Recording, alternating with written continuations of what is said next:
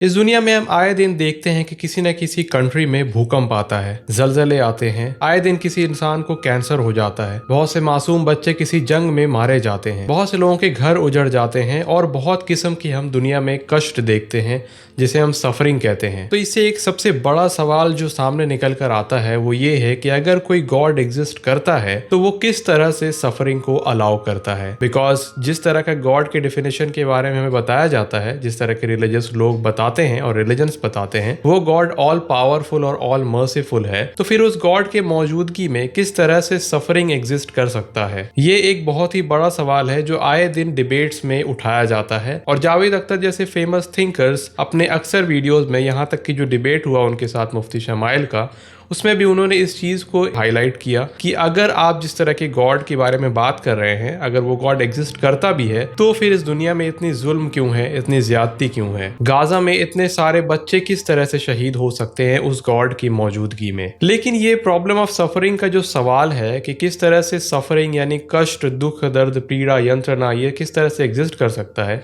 ये सवाल सिर्फ एथीस्ट का सवाल नहीं है। बहुत से बिलीवर्स का भी एक इमोशनल डाउट होता है कि किस तरह से अगर वो जिस गॉड पे मानते हैं अगर वो एग्जिस्ट करता है तो किस तरह से वो गॉड अलाउ करता है कि इस तरह की सफरिंग्स, इस तरह के दुख दुनिया में मौजूद हैं। और इसी तरह के सवाल पर अक्सर लोग कहते हैं और एतराज़ करते हैं कि या तो गॉड एग्जिस्ट ही नहीं करता और अगर वो एग्जिस्ट करता भी है तो वो उसको कोई परवाह नहीं है कि दुनिया में क्या हो रहा है। तो इस सबसे बड़े सवाल के जवाब में बहुत से फिलोसोफर्स और बहुत से थियोलॉजियंस कुछ जवाब देते हैं जिसको आज हम थोड़ा सा समझने की कोशिश करेंगे। इस वीडियो में मैं कुछ सीरियस आंसर्स को डिस्कस करूंगा और आखिर में आप खुद डिसाइड कर सकेंगे कि क्या ये सवाल वाकई गॉड को डिसप्रूव करता है या गॉड के कॉन्सेप्ट को और भी डीप बनाता है। पहले ही मैं बता दूं कि इस वीडियो में मैं कोई बायस्ड एनालिसिस नहीं करूंगा। मेरे बाकी वीडियोस की तरह ही इस चैनल में मैं यहाँ पे अनबायस्ड एक न्यूट्रल पोजीशन रखकर इस प्रॉब्लम को आंसर करने की कोशिश करूंगा। First of all, problem of suffering है क्या एक्चुअली में, इसको पहले समझते हैं, अदरवाइज फिर हम लोग समझ ही नहीं पाएंगे कि हम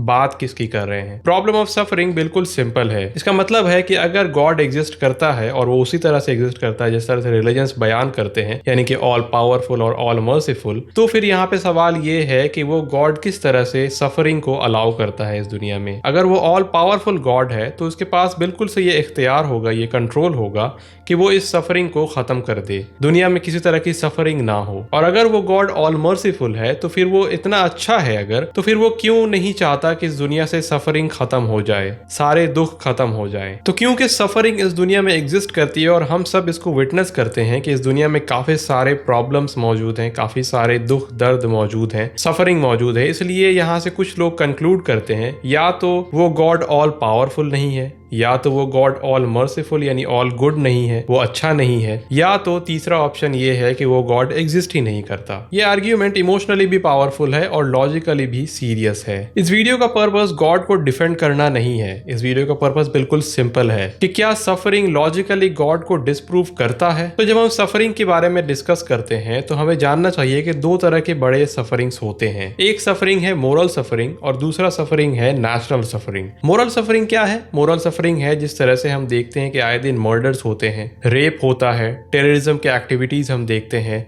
ह्यूमन क्रुएल्टी के एग्जाम्पल्स हम देखते हैं, बहुत ज़्यादा ह्यूमन ट्रैफिकिंग देखा जाता है, लोगों के साथ जुल्म किया जाता है किसी खास कंट्री में, किसी खास रिलीजियस आइडियोलॉजी के तहत या फिर किसी भी आइडियोलॉजी के तहत लोगों के साथ जो जुल्म होता है, जो टेररिज्म एक्टिविटीज़ होती हैं, ये सब एग्जाम्पल हैं मोरल ईविल का। लेकिन इसके अलावा कुछ नेचुरल ईविल्स भी हम लोगों को दुनिया में देखने को मिलता है, जिस तरह से अर्थक्वेक्स है कि क्यों आए दिन इतने ज़्यादा भूकंप आते हैं और लोगों के घर तबाह हो जाते हैं, लोग मर जाते हैं। इसके अलावा लोगों को कैंसर जैसी बीमारी क्यों होती है जो कि जानलेवा होती है, और भी कई सारी बीमारियां हैं जो इस तरह से जानलेवा होती हैं और लोगों को काफी उससे दुख और दर्द मिलता है उन्हें। इसके अलावा कई और जेनेटिक डिसऑर्डर्स हैं, या फिर नेचुरली हम देखें तो आए दिन बाढ़ आते हैं जिसे फ्लड्स, जिस तरह से हम लोग आए दिन इंडिया में देखते हैं, बहुत सारे लैंडस्लाइड्स होते हैं। तो बहुत सारे नेचुरल ऐसे भी चीजें हैं जो कि उसको भी हम लोग ईवल के अंडर देख सकते हैं। तो मेजरली दो तरह के ईवल्स हम लोगों को देखने को मिलता है, एक है नेचुरल ईवल और दूसरा है मोरल ईवल। ये दोनों अलग अलग प्रॉब्लम्स हैं तो इनके आंसर्स भी डिफरेंट हो सकते हैं, इसीलिए हम लोगों को पहले ये डिस्टिंक्शन ज़हन में रखना चाहिए। अब बात करते हैं फ्री विल की। थोड़ी देर के लिए सोचिए, अगर फ्री विल एग्जिस्ट नहीं करता है तो फिर आपके जो भी अच्छे काम हैं, आप जो लोगों से मोहब्बत करते हैं, आपकी जो सोसाइटी में रिस्पॉन्सिबिलिटीज हैं, इस सब का मतलब क्या है?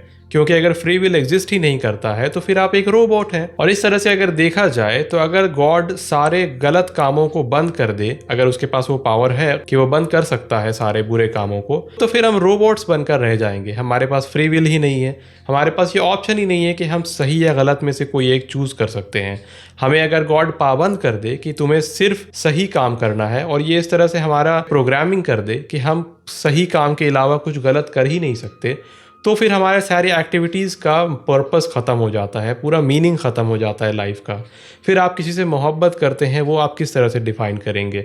फिर आप कोई अच्छा काम करते हैं, किस तरह से डिफ़ाइन करेंगे? वैसे सुनने में ये थोड़ा सा अजीब लगता है, जिसको मुफ्ती शमाइल ने भी अपने डिबेट में इस चीज़ को हाईलाइट किया था, लेकिन it does have a point कि अगर गॉड सारे बुरे कामों को बंद कर दे और आपके पास से ये फ्रीडम ही छीन ले, ये फ्री विल ही छीन ले कि आप गलत काम नहीं कर सकते, तब फिर हम रोबोट्स बन जाएंगे और हमारा किसी भी चॉइसेस का कोई भी मतलब नहीं होगा। इसको अगर आप एग्जांपल से समझना चाहें तो फॉर एग्जांपल आप अज्यूम करें कि मैं आपको ज़बरदस्ती बहुत ज़ोर डाल करके, आपको डरा धमका करके मैं आपको ये फोर्स करता हूं कि आप सिर्फ अच्छा काम करेंगे, आप बिल्कुल से कोई भी एक्टिविटीज़ नहीं कर सकते जो कि गलत एक्टिविटीज़ हैं। तो इससे क्या आप वाकई में एक अच्छे इंसान बन जाएंगे? अगर मैं आपसे वो फ्रीडम छीन लूँ, अगर मैं आपको प्रेशराइज करूँ, अगर मैं आप पे एक थ्रेट दे दूँ कि आपको अच्छा काम ही करना है, तो आप इससे अच्छे आदमी तो नहीं बन जाएंगे। तो मेरे ख्याल से इस चीज़ को ऐसे ही समझना चाहिए, ये कोई एब्सर्ड आर्ग्यूमेंट नहीं है। ऑल्दो आई अग्री कि जावेद अख्तर का जो पॉइंट है कि आप गलत अगर नहीं है तो आप सही को डिफाइन नहीं कर सकते, मैं इससे भी एग्री नहीं करता हूँ। आई डू बिलीव कि हाँ, अगर आप कोई अच्छा काम कर रहे हैं तो आपको कोई एक्सपेक्टेशन नहीं रखना चाहिए कि हाँ वो अच्छा काम है इसलिए मैं कर रहा हूँ। आपको जस्ट अच्छा काम है, if it's good you should do it. मैं ये नहीं कह रहा हूँ कि आपके बहुत सारे रीजंस चाहिए, फिर रिलीजियस कोई कमांडमेंट चाहिए कि आप उस अच्छे काम को करें। तो यहाँ पे लॉजिकली जो चीज़ हमें समझ में आती है कि अगर फ्री विल एग्जिस्ट करता है तो फिर ये बिल्कुल से सिंपल है, तब तो फिर हमारे पास ये फ्रीडम है या फिर होना चाहिए कि हम ईविल को भी चूज कर सकें, तभी तो हमारे पास फ्री विल होगा। अगर हम ईविल कर ही नहीं पाएंगे, अगर कोई भी इंसान कुछ गलत काम करने का उसके पास फ्रीडम ही नहीं है, तो फिर इसका मतलब ये है कि फ्री विल एग्जिस्ट नहीं करती। इसका सिंपल सा मतलब ये है कि फ्री विल एक्चुअली में एग्जिस्ट करता है। शायद आप नेचुरलिस्ट या फिर एथीस्ट के पोजीशन से देखें तो फिर आप शायद इस चीज को आंसर नहीं कर पाए, बट रियलिटी में अगर आप देखें तो free will does exist, free will exist करती है। हम आए दिन देखते हैं, जैसे फॉर एग्जाम्पल जिसको हम हिस्ट्री में भी नोटिस कर सकते हैं कि आज से चंद 100 साल पहले दुनिया में बहुत सारी जंगें होती आई थी और होती रहती थी, लेकिन सेकेंड वर्ल्ड वॉर के बाद हम देखते हैं कि बहुत से कंट्रीज को ये बात अच्छे से समझ में आ गई है कि जंग कोई ऑप्शन नहीं है। उनके पास ऑप्शन है, वो चाहे चूज करें कि वो जंग करना है, लड़ाई करना है, या फिर वो शांति को अपनाएंगे, या फिर वो पेशेंस को अपनाएंगे, या फिर दूसरा रास्ता अपनाएंगे। तो ये उनके पास ये फ्रीडम ऑफ चॉइस था, जिसे आप फ्री विल कह सकते हैं। इसके तहत ही आज दुनिया में जो अमन और शांति थोड़ी बहुत हमें देखने को मिलती है, एटलीस्ट इस तरह से ओपन वॉर्स उस तरह से नहीं होते जिस तरह से पहले हुआ करते थे। तो फ्री विल डज एग्जिस्ट। इसको आप ऐसे भी समझ सकते हैं कि अगर आपके पास एक चाकू या छुरी है तो आप उसका पॉजिटिव इस्तेमाल, आप उसको सब्जी काटने के लिए भी यूज़ कर सकते हैं, या फिर आप किसी को मर्डर करने के लिए भी यूज़ कर सकते हैं।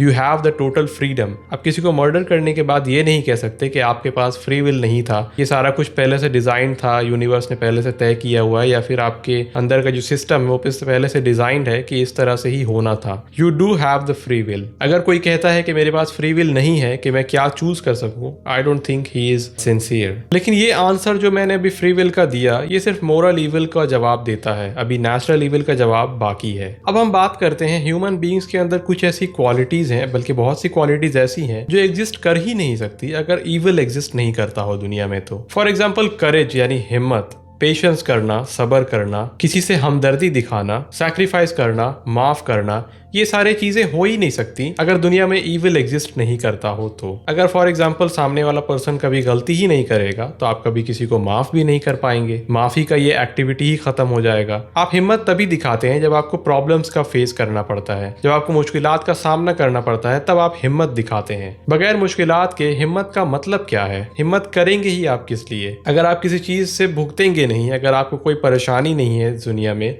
अगर आपके साथ सारा कुछ अच्छा है तो फिर आप सब्र किस चीज की करेंगे? अगर आपकी लाइफ में कोई प्रॉब्लम्स ही नहीं है, अगर आपको कोई चैलेंजेस ही नहीं है और कुछ परेशानी नहीं है आपको, तो फिर आपके लिए सब्र का मतलब क्या हुआ? आप सब्र करेंगे किस चीज पर? तो ऐसी बहुत सी क्वालिटीज इंसानों में मौजूद है जो कि एग्जिस्ट कर ही नहीं सकती अगर इविल एग्जिस्ट नहीं करता हो दुनिया में। तो इसको आप जिम के एग्जांपल से भी समझ सकते हैं। जब जिम में आप जाते हैं तो आप जब इनिशियली वेट्स को उठाते हैं तो आपको एक दर्द होता है, आपको एक फीलिंग होता है, जो रेजिस्टेंस आप फील करते हैं, जिसके बाद जाकर आपकी एक बॉडी बनती है, मसल्स बनते हैं। अगर आप उस पेन को ही हटा देंगे तो आपकी कभी बॉडी बन ही नहीं पाएगी। फिलोसॉफिकली भी अगर आप देखें तो एक ऐसी दुनिया जहां पे इविल या फिर कोई भी प्रॉब्लम एग्जिस्ट ही नहीं करता, आप थोड़ी देर के लिए सोच कर देखें कि अगर एक ऐसी दुनिया एग्जिस्ट कर सकती है, अगर कोई ऐसी दुनिया होगी, तो वहां पे इन सारी चीजों का फिर मतलब ही नहीं बनेगा, बल्कि ह्यूमन एग्जिस्टेंस का ही पूरा जो हमारा एसेंस है उनमें से किसी भी चीज का मतलब नहीं होगा, सब कुछ मीनिंगलेस होगा। कंफर्ट से हमें खुशी तो मिलती है, लेकिन स्ट्रगल से ही हमें लाइफ में डेप्थ मिलता है, वो गहराई मिलती है। तो अभी तक मैंने जो भी कुछ कहा, इससे ऐसा हो सकता है कि आपको लगे कि मैं ये कह रहा हूं कि सफरिंग का एग्जिस्ट करना बहुत ही अच्छी बात है। नहीं, मैं ऐसा नहीं कह रहा हूं। मैं सिंपली ये कह रहा हूं कि अगर सफरिंग या फिर इविल एग्जिस्ट नहीं करता हो तो ये सारे जो ह्यूमन वर्च्यूज हैं, जिसका एग्जांपल अभी मैंने आपके सामने डिटेल में रखा, इस सब का कोई मतलब नहीं रहेगा। ये सब एग्जिस्ट ही नहीं कर सकते लॉजिकली। अब यहाँ पे कुछ ह्यूमन लिमिटेशंस को डिस्कस करना बहुत ही जरूरी है। इसको पहले मैं एग्जांपल से समझाना चाहूंगा आपको। फॉर एग्जांपल, मान लें कि आप एक चूंटी हैं, यानी कि एंट हैं आप, और आपके आसपास कुछ ह्यूमंस भी मौजूद हैं। लेकिन क्या आप बतौर चूंटी, यानी कि आप एज अ चूंटी यानी एक एंट के तौर पर, क्या आप ह्यूमन के डिसीजंस को समझ सकते हैं? आप अपने स्पीशीज के यानी कि चूंटियों के डिसीजंस को तो समझ सकते हैं, लेकिन आप ह्यूमंस के डिसीजन को नहीं समझ सकते कि एक ह्यूमन क्यों कोई काम कर रहा है, उसके पीछे क्या रीजन है, क्यों कर रहा है, ये आप नहीं समझ सकते अगर आप एक चूंटी हैं। तो इसी चीज को अगर आप गॉड पर अप्लाई करके देखें तो हमें समझ आता है कि अगर एक गॉड एग्जिस्ट करता है जिसके पास इनफाइनाइट इंटेलिजेंस है और हम ह्यूमंस के पास बिल्कुल फाइनाइट इंटेलिजेंस है, तो हम किस तरह से उस गॉड के सारे प्लान्स को समझ सकते हैं? उसने कोई काम क्यों किया, क्यों वो किसी चीज को अलाउ कर रहा है, किसी चीज को नहीं अलाउ कर रहा है, क्यों हमारे पास फ्री विल है? बहुत सारे सवाल ऐसे हैं जिसका जवाब आपके पास नहीं है, क्योंकि वही चूंटी वाली एग्जांपल, एक चूंटी को नहीं पता हो सकता कि एक ह्यूमन क्यों कोई डिसीजन ले रहा होता है। यही सेम चीज अप्लाई होती है गॉड पर, कि गॉड के भी डिसीजन जरूरी नहीं कि हम इंसानों को पूरी तरह से समझ में आ जाए। अगर वो गॉड वाकई इंटेलिजेंट है और इनफाइनाइट इंटेलिजेंस है उसके पास, तो ये पॉसिबल ही नहीं कि हम उसके सारे प्लान्स को, सारे रीजंस को समझ सकें। यही चीज को मुफ्ती शमाइल ने भी बयान करने की कोशिश की इंजेक्शन के एग्जाम्पल से, जिसको बाद में जावेद अख्तर ने दूसरे तरह से उस चीज का जवाब दिया। हालांकि I think it is a valid argument कि जब एक बच्चे को एक डॉक्टर इंजेक्शन दे रहा होता है तो बच्चे के नज़रिए से अगर आप देखें, मतलब हम लोग भी जब बच्चे थे हम लोग इंजेक्शन से डरा करते थे, तो एक बच्चे के नज़रिए से तो वो डॉक्टर बहुत ही क्रूअल है, बहुत ही जुल्म करने वाला है, क्योंकि वो उसको एक तकलीफ दे रहा है। लेकिन हमें बड़े होने के बाद ये चीज़ बिल्कुल से क्लियरली समझ में आती है कि वो डॉक्टर कोई क्रूअल डॉक्टर नहीं था, वो एक्चुअली में उसकी जान बचा रहा था, वो उसकी हिफाजत कर रहा था। तो बज़ाहिर कोई एक्टिविटी हमें इंजेक्शन जैसी लग सकती है, बहुत ही दर्दनाक लग सकती है, लेकिन क्या पता कि वो शायद उसमें कुछ पॉजिटिव हो। बात यही है कि हम ह्यूमंस उस गॉड के सारे इंटेलिजेंस को, सारे रीजंस को शायद नहीं समझ सकते, और बिल्कुल से नहीं समझ सकते।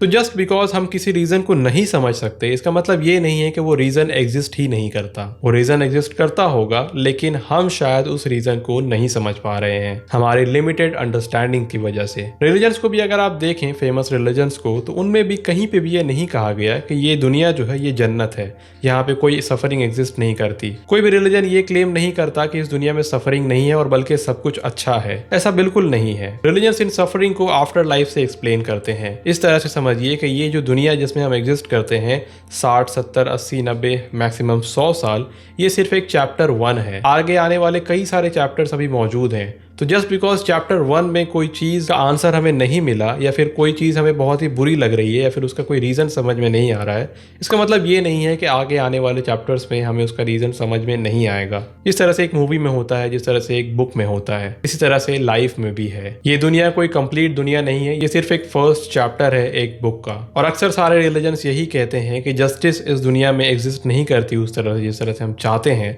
बल्कि जस्टिस एग्जिस्ट करती है नेक्स्ट लाइफ में। कुछ रिलीजन्स उसको डे ऑफ जजमेंट कहते हैं, कुछ रिलीजन्स उसको जस्ट नेक्स्ट लाइफ कहते हैं या फिर किसी और तरह से एक्सप्लेन करते हैं। तो अगर हमारी ये जिंदगी, ये लाइफ सिर्फ एक चैप्टर है तो इसका मतलब ये है कि फिर लॉजिकली तो ये डिस्प्रूव नहीं होता कि गॉड एग्जिस्ट नहीं करता है। जस्ट बिकॉज सफरिंग एग्जिस्ट करती है इसका मतलब ये नहीं कि गॉड एग्जिस्ट नहीं करता है। तो इन सारे आंसर्स को एक्सप्लेन करने और डिस्कस करने के बाद ये बात फर्स्ट ऑफ ऑल मैं एक्नॉलेज करना चाहूंगा, मैं इसको एक्सेप्ट करना चाहूंगा कि सफरिंग जो है ये सिर्फ एक लॉजिकल प्रॉब्लम नहीं है इंसानों की, ये एक इमोशनल प्रॉब्लम भी है। आप शायद बहुत सारे एक्सप्लेनेशंस और आंसर्स दे सकते हैं लेकिन आप उस माँ के दर्द को नहीं समझ सकते जिसने अभी अभी अपना बेटा खोया है। तो सफरिंग सिर्फ एक लॉजिकल प्रॉब्लम नहीं है, ये एक बहुत बड़ा इमोशनल प्रॉब्लम भी है। सफरिंग का एग्जिस्ट करना इस दुनिया में एक्चुअली चैलेंज करता है हम जो एक्सपेक्टेशंस रखते हैं गॉड से, हमारी जो उम्मीदें होती हैं। हम जब सुनते हैं कि गॉड ऑल पावरफुल है तो हमारे अंदर ये जहन में तस्वीर बनती है कि शायद वो गॉड ऑल पावरफुल है तो फिर इस तरह से दुनिया में जुल्म और ज्यादती एग्जिस्ट नहीं करनी चाहिए। ये एक्चुअली हमारा एक्सपेक्टेशन को डिस्प्रूव करता है, जो एक्सपेक्टेशन हम गॉड से रखते हैं उसको ये डिस्प्रूव करता है, प्रॉब्लम ऑफ सफरिंग, ना कि गॉड के एग्जिस्टेंस को डिस्प्रूव करता है। तो असल सवाल ये नहीं है कि सफरिंग एग्जिस्ट ही क्यों करती है, असल सवाल शायद ये है कि क्या रियलिटी इतनी सिंपल है या फिर ये हमारे सोच से भी ज्यादा गहरी है। तो इन आंसर से आप एग्री करें या फिर डिसएग्री करें, दोनों ही एक रिस्पेक्टेबल पोजीशन है। एज लॉन्ग एज आप सिंसियर हैं और सिंसियरली चीजों को क्वेश्चन कर रहे हैं, वही हम सब इंसानों का पर्पस है। मैं इसी तरह के रिलीजन से रिलेटेड क्वेश्चंस को आंसर करता हूं इस चैनल पे। अगर आपको ये वीडियो पसंद आया हो तो इस चैनल को जरूर सब्सक्राइब करें। जावेद अख्तर वर्सेस मुफ्ती शमाइल के डिबेट का अनबायस्ड एनालिसिस देखने के लिए आप यहाँ क्लिक करें। मैं मिलता हूँ फिर से आपसे एक नए वीडियो में। यह है world religions, different faiths, one destination.